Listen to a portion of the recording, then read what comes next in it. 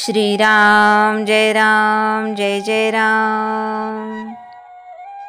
सच्चिदानंद परमात्म्याला सगुणाच्या आधारानेच पाहता येईल। परमात्मा सच्चिदानंद स्वरूप आहे हे जरी खरे तरी ते स्वरूप सगुणाच्या आधाराशिवाय आपल्याला पाहता येणार नाही। आपण भगवंताला सगुणात पाहावे, तेव्हाच त्याच्या विभूतीचे आपल्याला आकलन होईल। म्हणूनच समर्थांनी निर्गुण ओळखून सगुणात राहावे असे म्हटले आहे। सत्य हे शांत आणि आनंदमय असले पाहिजे, हेच भगवंताचे मूळ स्वरूप आहे। ही सर्व सृष्टी भगवंतानेच उत्पन्न केली असून तिच्यामध्ये तो व्यापून राहिला आहे। अर्थात सर्व सृष्टी आनंदमय असूनही ती तशी दिसत नाही, हा भ्रम आहे।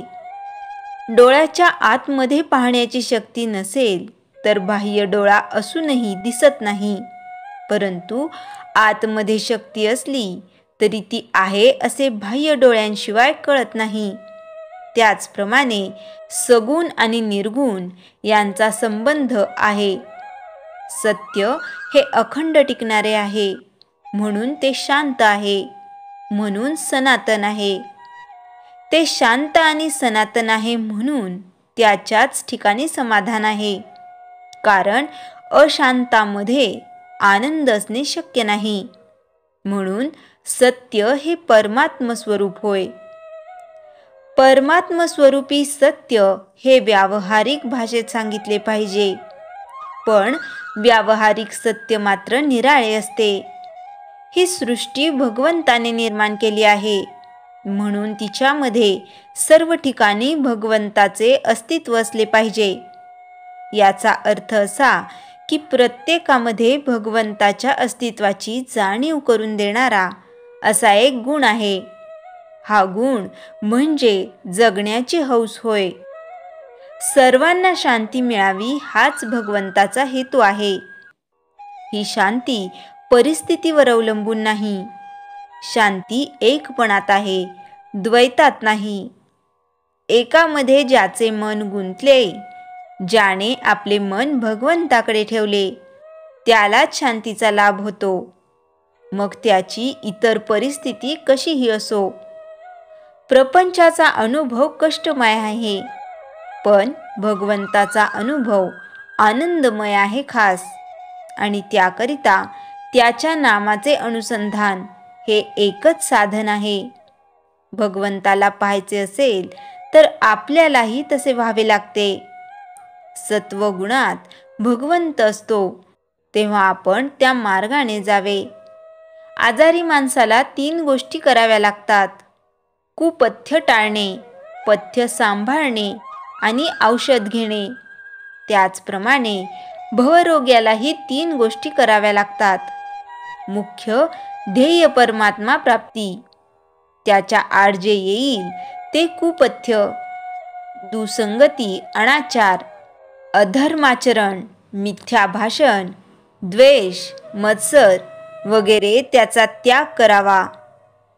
परमात्म प्राप्तीला जे सहाय्यक, पोषक, सत्संगती, सद्विचार, सद्ग्रंथ वाचन आणि सदाचार, ते पथ्य ते सांभाळावे। आणि अखंड नामस्मरण करणे हे औषध सेवन होय। श्रीराम जय जय राम। चैतन्यवाणी आनंद रूप परमात्मा मिळवण्यासाठी सगुणोपासना पाहिजे। श्रीराम जय जय राम। श्रीमणाचे श्लोक 98 निरूपण। हरी नाम नेमस्त पाषाण तारी, बहु तारिले मानवी देहधारी, तया रामनामी सदा जो विकल्पी, वदेना कदा जीवतो पापरूपी। पाषाण जो पाण्यात टाकल्यावर बुडतो तो। श्रीरामांचे नाम लिहून पाण्यात टाकल्यावर पाण्यावर तरला। ही अशक्य वाटणारी घटना घडली रामायण काळात।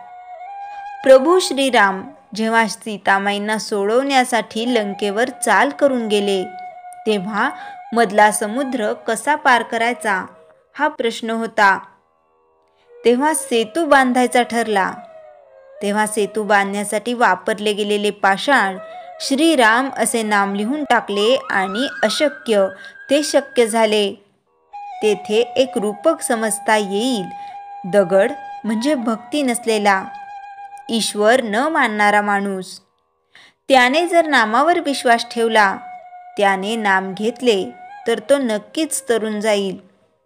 नामाने केवळ पाषाणच नाही तर मानव देहधारी सुद्धा उद्धरून गेले.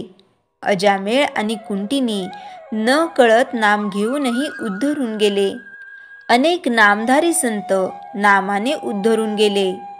तुकोबा सदेह वैकुंठात गेले. वाल्या कोळ्यासारखा पापी नामाने उद्धरला. पण जो नामाविषयी विकल्प मनात धरतो, जो नाम घेत नाही, तो पापी असतो. जय जय रघुवीर समर्थ.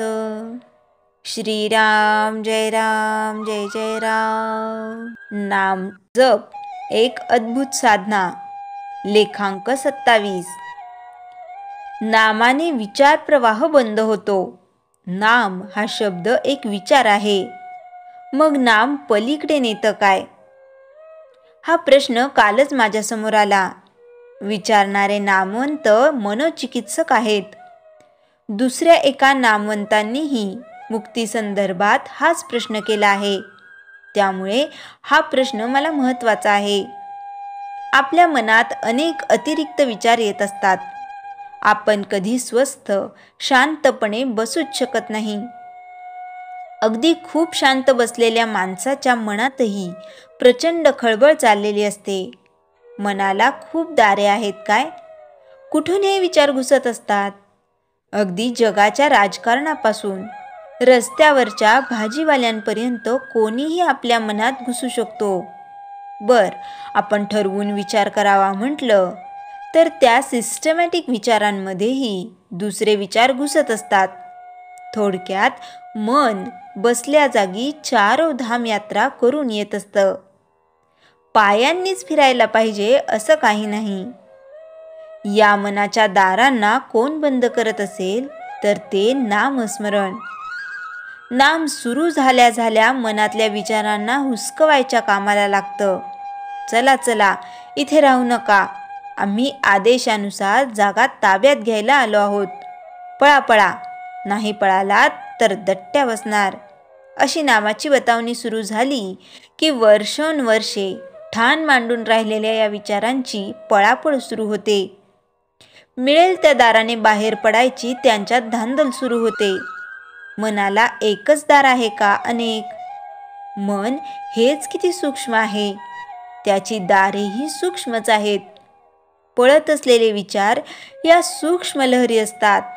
या लहरी एकदा बाहेर पडायला लागल्या की मनाच्या तळापासून नाम भरायला सुरुवात होते. पूर्ण काठोकाठ नाम भरले की आपल्याला परम शांतीचा अनुभव येतो. आत त्रास देणारे विचारच नसतात ना. विचार प्रवाह बंद होणे म्हणजे मनाच्या दारांतून घुसणारे हे विचार परत मनात येणे बंद होणे. इथे मनात फक्त नाम हाच विचार शिल्लक राहिलेला असतो. हा विचार मात्र मनाला परम संतोष देणारा असतो. 1 कोटीपर्यंत नामस्मरण झाले की हे विनाकारण येणारे विचार बंद होतात. फक्त नामच शिल्लक राहतं. जसं एखाद्या बरणीत पाणी ओतलं की तिथली हवा निघून जाते, ती जागा पाण्याने भरली जाते. तसंच मनातील जागा नामाने भरली जाते. विचार प्रवाह बंद होणे म्हणजे विचार नष्ट होणे नव्हे. विचार नष्ट झाले तर मनही नष्ट होईल. जिवंत शरीर आहे, तिथे मनही आहेच. अशाच कोट्यानुकोटी जप झाला की नामाची ही विहीर दुथडी भरून वाहायला लागते. रोमरोमातून नाम स्फुरायला लागते. इथे मनातला मीपणाही शिल्लक राहत नाही. हीच मुक्ती, परम मोक्ष. हनुमानाची कथा माहीत आहे ना. त्याला मोत्यांच्या हारात राम दिसला नाही म्हणून त्याने ती माळ फेकून दिली आणि राम सीतेला आपली छाती खोलून दाखवली. तिथे राम होताच. ही सांगोवांगी कथा वाटते का? मला नाही तसं वाटत, कारण नामाचा प्रताप मला माहीत आहे. अनेक कोटी जप झाला की नाम आपल्याला फार कुठच्या कुठे घेऊन जाते. यालाच मोक्ष म्हणतात. हनुमानाच्या शरीर मनात नावापुरता सुद्धा मी नव्हतो. तो पूर्ण राममय झाला होता. ही किमया रामापेक्षाही राम नामाने केली आहे. इथे एक शंका विचारली जाते की लेखकाला लेखनासाठी विचार आवश्यक असतात. जर विचारच नसतील तो लिहिणार काय? नामस्मरण करणारे जे लेखक आहेत त्यांची ग्रंथसंपदा पहा. वाल्मिकींनी रामायण रचले. तुकारामांची गाथा प्रसिद्ध आहे. एकनाथांचे भारूड, नामदेवांचे अभंग, जनाबाईच्या ओव्या, रामदासांचा दासबोध, मनाचे श्लोक, शंकर भट्टांचे श्रीपाद वल्लभ चरित्र, अजून पण उदाहरणे आहेत. किती सांगू? ही सर्व मंडळी तुमच्या आमच्यासारखीच सामान्य मंडळी आहेत. देवाने त्यांना वेगळी ट्रीट देऊन पाठवलं नव्हतं. ही मंडळी अशी जगावेगळी ग्रंथसंपदा कशी निर्माण करू शकली? दासगुणच साई चरित्र वाचून पहा. प्रत्येक ओवी वाचताना मनात आनंद येत राहतो. या मंडळींची मने नामानंदाने काठोकाठ भरलेली होती. एकाग्र होऊन लेखणी उचलली की झरझर प्रभा स्फुरण पावायची आणि त्यातून ही वेगळी साहित्य संपदा तयार व्हायची. या ग्रंथाकडे जरा नजर टाका. काही ग्रंथ कैक वर्षांपूर्वीचे आहेत. काळाच्या ओघात ते नष्ट व्हायला हवेत ना? तसे ते झालेत का? नाही. खरं तर हाच एक चमत्कार आहे. या ग्रंथांना अक्षय आयुष्याचं देणं लाभलेलं आहे. तुम्ही आम्ही कालओघात नष्ट होऊ, पण हे ग्रंथ तसेच चिरंजीव राहतील. या पार्श्वभूमीवर आपण आजच्या काळातल्या लोकांच्या मानसिक स्थितीवर एक नजर टाकूया. अनेक लोकांच्या आयुष्यात बऱ्याच चांगल्या गोष्टी असतात, पण मनाला स्थिरता नसते. सासूरवाशीच्या मनात विचार येत असतो, उद्या सासऱ्यांची बहीण येणार आहे. मागच्या वेळेसारखं जर तिने पुन्हा मला माझ्या वजनावरून डिवचलं तर तिला चांगलंच फैलावर घेईन, असे ती इमल्यावर इमले रचत असते. ती बहीण तर अजून गाडीत बसलेली पण नाही. खरी समस्या वाटीभर असते, पण त्यावर कल्पनेचे ढीगच्या ढीग रचून समस्येचा गोवर्धन पर्वत केलेला असतो. तो श्रीकृष्ण. पण हा पर्वत उचलायला का करेल? म्हणेल, मी चाललो माझ्या गोकुळात गोवर्धन पर्वत उचलायला. तुम्ही बसा रडत इथेच. आजच्या मनोचिकित्सकांनीही नामस्मरणाचा हा अभिनव प्रयोग चिकित्सा तंत्रात करायला हरकत नाही. ध्यानाचा समावेश तर चिकित्सेत झालाच आहे. नामस्मरणाचाही करा. ध्यानापेक्षा नामस्मरण श्रेष्ठ आहे, कारण यात अजपाजपही होतो. खरोखर असं झालं तर ध्यानाची जी शिबिरे भरवली जातात तशी नामस्मरणाचेही गल्लोगल्ली क्लासेस निघतील. संकलन वैद्य वर्षा लाड. श्रीराम जय राम जय जय राम.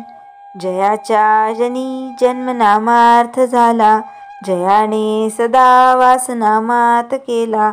जयाच्या मुखी सर्वदा नाम कीर्ती, नमस्कार तया ब्रह्मचैतन्य मूर्ती. श्रीराम जय राम जय जय राम. जानकी जीवन स्मरण जय जय राम.